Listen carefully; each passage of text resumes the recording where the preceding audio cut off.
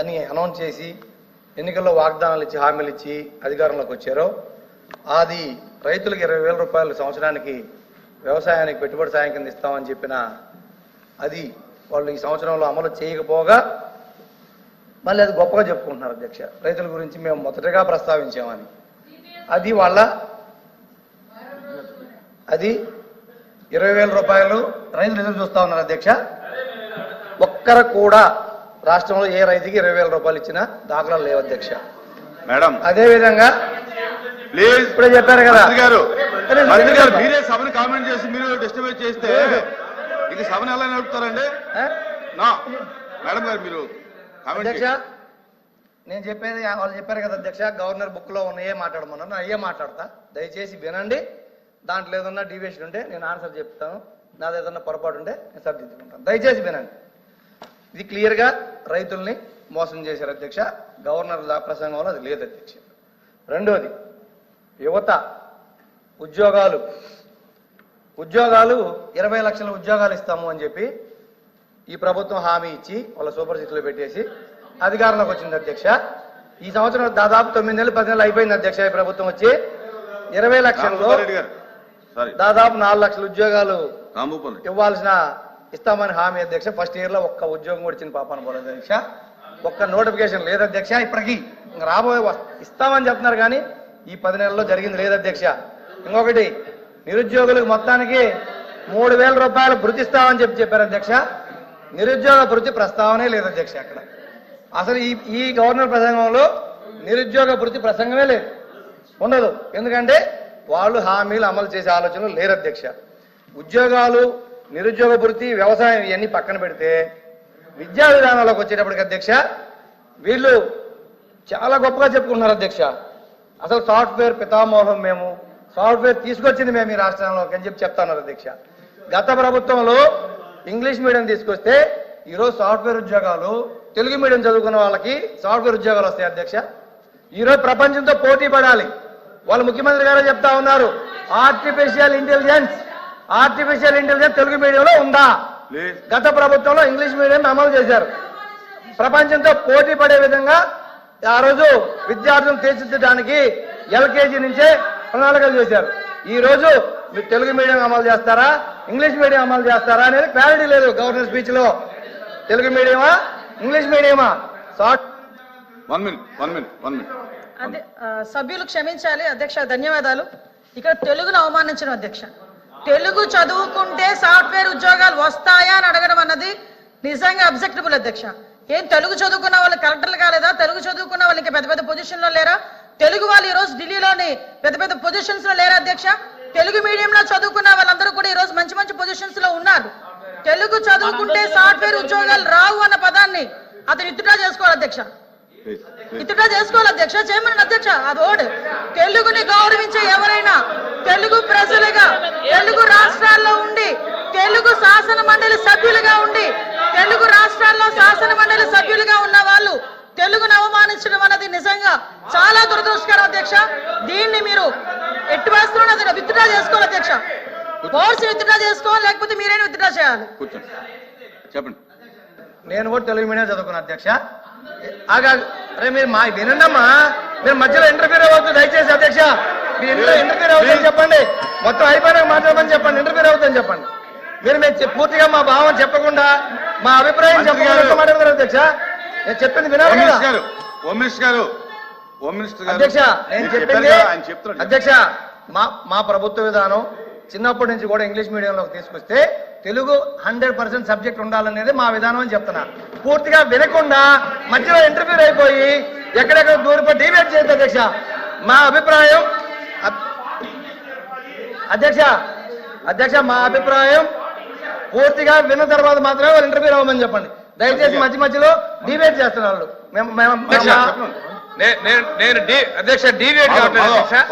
అధ్యక్ష తెలుగు భాష, తెలుగు నేల మీద పుట్టారు, తెలుగును అవమానపరిచారు అధ్యక్ష. విత్ ఆ వర్డ్స్ మీరు రికార్డ్స్ తొలగించారు అధ్యక్ష. అధ్యక్ష తెలుగు భాష రికార్డ్స్ తొలగించారు అధ్యక్ష. నేను వ్యక్తిగతంగా కామెంట్ చేశారు. మీరు అబ్జెక్ట్ చేశారు. ఆయన ఏం చెప్పాడంటే మా ఉద్దేశం అది కాదని చెప్పాడు అధ్యక్ష. తెలుగు భాష చదివితే కావాలని చెప్పి మాట్లాడే అధ్యక్ష. మాతృభాషని జన్మభూమిని అవమానపరుస్తుంది అధ్యక్ష. రికార్డు నుంచి తొలగించాను అధ్యక్ష. నేను వాళ్ళ పార్టీలు కానీ వాళ్ళ వ్యక్తిగతంగా మాట్లాడే అధ్యక్ష. తెలుగు భాష మీరు ఇక్కడ ఉన్న వాళ్ళందరూ కూడా అందరూ తెలుగు భాష ఉన్న వాళ్ళమే. తెలుగు భాషను మాత్రం వాళ్ళు మాట్లాడటం కరెక్ట్ కదా అధ్యక్ష. భాషని వాళ్ళు కామెంట్ చేసి రికార్డు నుంచి తొలగించారు అధ్యక్ష. కూర్చోండి. నేను చెప్పింది మా విధానం గత ప్రభుత్వంలో ఇంగ్లీష్ మీడియంలో ప్రపంచంతో పోటీ పడే విధంగా విద్యార్థులను తీర్చిదిద్దాలనే తెలుగు ఇంగ్లీష్ హిందీ అన్ని సబ్జెక్టులని బ్యాలెన్స్ చేసుకుంటూ మేము పోవాలని మా విధానం అధ్యక్ష. ఇప్పుడు మీ విధానం ఏందనేది దీంట్లో పెట్టలేదని అడుగుతున్నాం అధ్యక్ష. అంతేగాని మేము తెలుగు మీడియమే, మేము తెలుగే మాట్లాడతాం, మాకు ఇంగ్లీష్ రాదు, మాకు హిందీ రాదు, నేను ఈ సభాముఖంగా ఒప్పుకోను. నేను తెలుగే మాట్లాడతా, నేను తెలుగే చదువుతా, తెలుగు బుక్కే చదివే నేను మాట్లాడుతున్నా. దయచేసి ఒక్క నిమిషం మేడం, మీరు వినండి మేడం, ప్లీజ్ ప్లీజ్ ప్లీజ్ అధ్యక్ష. దయచేసి మీరు మాకు చెప్పారు ఇంటర్ఫేర్ చేయవద్దని పూర్తిగా విన్న తర్వాత మాట్లాడమనండి. అది కాకుండా అధ్యక్ష, ఉచిత గ్యాస్ మహిళలకి ఇబ్బందులు పడుతున్నారని 3 సిలిండర్లు ఇస్తాం సంవత్సరానికి అని చెప్పారు అధ్యక్ష. కానీ ఈ 10 నెలల్లో ఇచ్చింది ఒకే ఒక సిలిండర్ అధ్యక్ష. అది కూడా టెక్నికల్ రీజన్స్ తో కొన్ని పెండింగ్ ఉన్నాయి అధ్యక్ష. అది కూడా దీంట్లో ప్రస్తావన లేదు అధ్యక్ష. మహిళలకి ఉచిత ప్రయాణం ఇస్తామని చెప్పారు అధ్యక్ష. అది ఎన్నికల హామీల్లో ఏ సంవత్సరం నుంచి ఇస్తాము, ఏ సంవత్సరం నుంచి లాస్ట్ 1 ఇయర్ ఇస్తామా, ముందు ఇస్తామని చెప్పలేదు అధ్యక్ష. దయచేసి ఆ ప్రస్తావన కూడా దీంట్లో లేదు అధ్యక్ష. అదేవిధంగా తల్లికి వందనం ఎంత మంది ఉంటే కుటుంబంలో అంతమందికి పిల్లలకి ఇస్తామని చెప్పి వీళ్ళ ఎన్నికల హామీ అధ్యక్ష. అది కూడా దీంట్లో లేదు, గవర్నర్ ప్రసంగంలో లేదు. ఇంకోటి అధ్యక్ష ఈ బుక్ లో ప్రస్తావన లేదని చెప్తున్నాం అధ్యక్ష, మేము అనట్లేదు అధ్యక్ష. అదేవిధంగా మహిళలకు 19 సంవత్సరాల నుంచి 50 సంవత్సరాలు నిండిన వాళ్లకు నెలకి 1500 లెక్కన సంవత్సరానికి 18,000 ఇస్తామని చెప్పి ఎన్నికల హామీలు ఇచ్చారు అధ్యక్ష. దాంట్లో దీనిలో వచ్చేసరికి ఇప్పుడు ఈ సంవత్సరం 10 నెలలు అయిపోయింది అధ్యక్ష. రాబోయే నెలలు ఇస్తారా లేదనేది కూడా దీంట్లో క్లారిటీ లేదు అధ్యక్ష. అదే కాకుండా ఒకే ఒకటి అధ్యక్ష చేసింది, మేము విమర్శించడానికే కాదు, దీంట్లో ఏముంది దీంట్లో ఏం లేదో చెప్తున్నాం. 3,000 రూపాయల పెన్షన్ 4,000 రూపాయలు చేశారు అధ్యక్ష. కానీ ఆ పెన్షన్లు మళ్ళీ కోత పెట్టేదానికే ఆలోచనలు జరుగుతా ఉన్నాయి అధ్యక్ష. అది కూడా దీంట్లో లేదు అధ్యక్ష. కోతలు ఎలా పెడతారనేది దీంట్లో లేదు అధ్యక్ష. అది ఒక్కటి మాత్రం పెంచామని చెప్తారు, అది ఒకటి ఉంది అధ్యక్ష. ఇదే విధంగా ఇండస్ట్రీస్ విషయానికి వచ్చేటప్పటికి ఇండస్ట్రీస్ గతంలో వీళ్ళు చెప్తా ఉన్నారు ఆర్థిక వ్యవస్థను అటు చేశారని దీంట్లో అధ్యక్ష. మేమందరం ఇదే సభ కూడా సాక్ష్యం అధ్యక్ష. 2014 నుంచి 19 వరకు ఇండస్ట్రియల్ ఇన్సెంటివ్స్ ₹1 ఇవ్వలేదు. కావాలంటే రికార్డులు పరిశీలించుకోవచ్చు మంత్రులైనా ఎవరైనా సరే. 2019-24 మధ్య కాలంలో రాష్ట్రంలో కోవిడ్ వచ్చి స్మాల్ స్కేల్ ఇండస్ట్రీస్ అన్ని మూతపడే పరిస్థితులు వచ్చినప్పుడు జగన్మోహన్ రెడ్డి గారు గత ప్రభుత్వం 5 సంవత్సరాలు 2020-21 సంవత్సరాలు 7 సంవత్సరాలు కలిపి 2 విడతల్లో స్మాల్ స్కేల్ ఇండస్ట్రీస్ కి ఇన్సెంటివ్స్ ఇచ్చి ఈ రాష్ట్రంలో ఇండస్ట్రీస్ ని స్మాల్ స్కేల్ ఇండస్ట్రీ కాపాడిన ఘనత గత ప్రభుత్వం అధ్యక్ష. అది ఆర్థిక విధ్వంసం అని అడుగుతున్నాం అధ్యక్ష. నేను మేడం అధ్యక్ష ప్లీజ్, ఎందుకంటే మా అభిప్రాయం చెప్పలేని మమ్మల్ని ఆపమన్నారు, రన్నింగ్ కామెంట్ వద్దన్నారు. వాళ్ళు వినమనండి, తర్వాత మాట్లాడమనండి, మేము వద్దనట్లేదు. దయచేసి అబద్ధం అయితే రికార్డు వెరిఫై చేసుకోండి. నేను సమాధానం చెప్తా, రికార్డు వెరిఫై చేసుకోండి. అదేవిధంగా అధ్యక్ష పెద్ద భారీ పరిశ్రమలు కూడా సెంచరీ ప్లైవుడ్ కడప జిల్లాలో వస్తే ఈ రోజు 2,500 రూపాయలు ఉన్న జామాయిల్ రేటు ఈ రోజు 10,000కి వచ్చింది అధ్యక్ష. ఈ రోజు రైతులు ఏదో మెట్ట ప్రాంతాల్లో ఉండే రైతులు జామాయిల్ రేటు 4 రెట్లు పెరిగితే ఆనందపడుతున్నారు అధ్యక్ష. దానికి కారణం భారీ పరిశ్రమలు, సెంచరీ కానీ గ్రీన్ ప్లే కానీ అన్ని కూడా భారీ పరిశ్రమలు వచ్చినాయి అధ్యక్ష. అదే అధ్యక్ష దానికి నిదర్శనం. మూడవది అధ్యక్ష